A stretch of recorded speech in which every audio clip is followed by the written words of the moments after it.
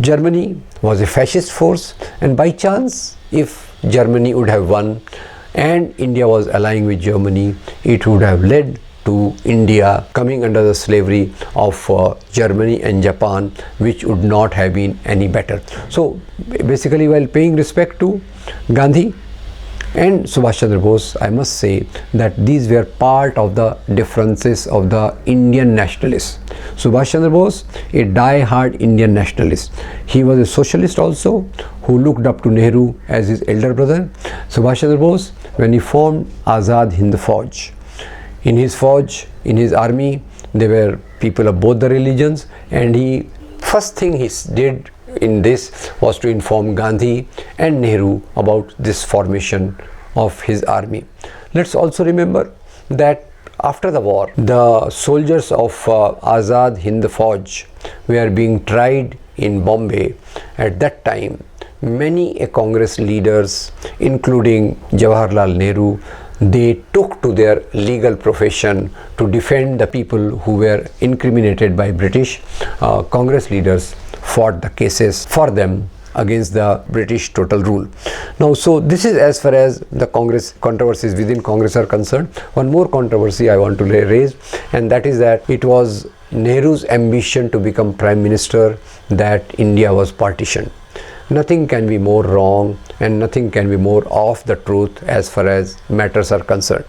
I must say, people like Jinnah, Nehru, Patel, Gandhi, Maulana Azad, they were basically deeply wedded to the principles of freedom movement, and they were above this being Prime Minister or not Prime Minister.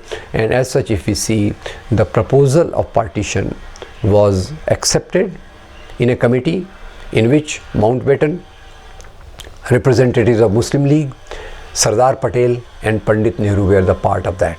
It was that committee which had accepted it, and M.J. Akbar and others in their books, others means Maulana Abul Kalam Azad in his book India Wins Freedom, point out that it was Sardar Patel who came to the conclusion that partition is inevitable much before Nehru could come to such a conclusion.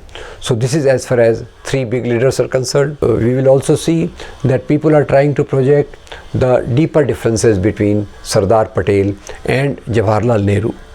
Somebody went on to say that Jawaharlal Nehru did not attend the funeral of Sardar Patel, which is totally wrong, because there are newspaper records and records in the books, autobiographies of many leaders who said that Nehru had attended the funeral, and this was reported next day of the death of Sardar Patel.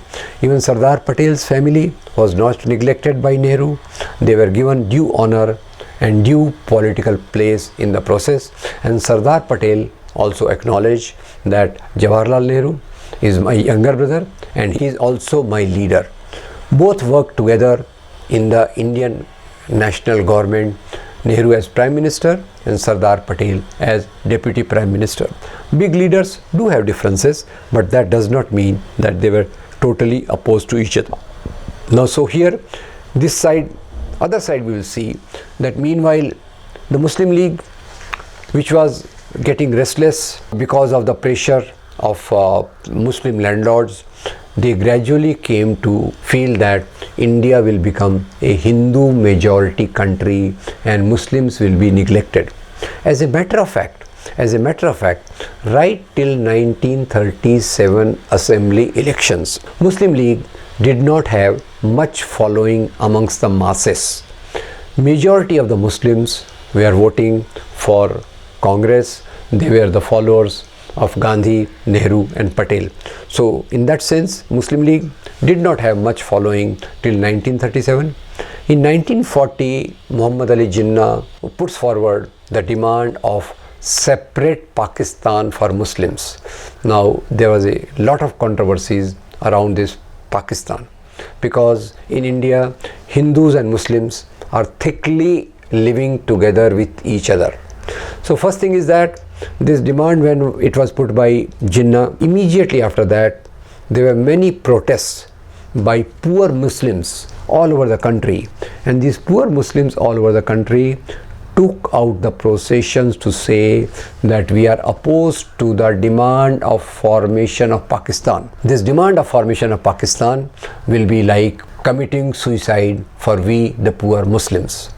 So it was a demand of elite Muslims which were being supported by British from behind the curtain. That is one point.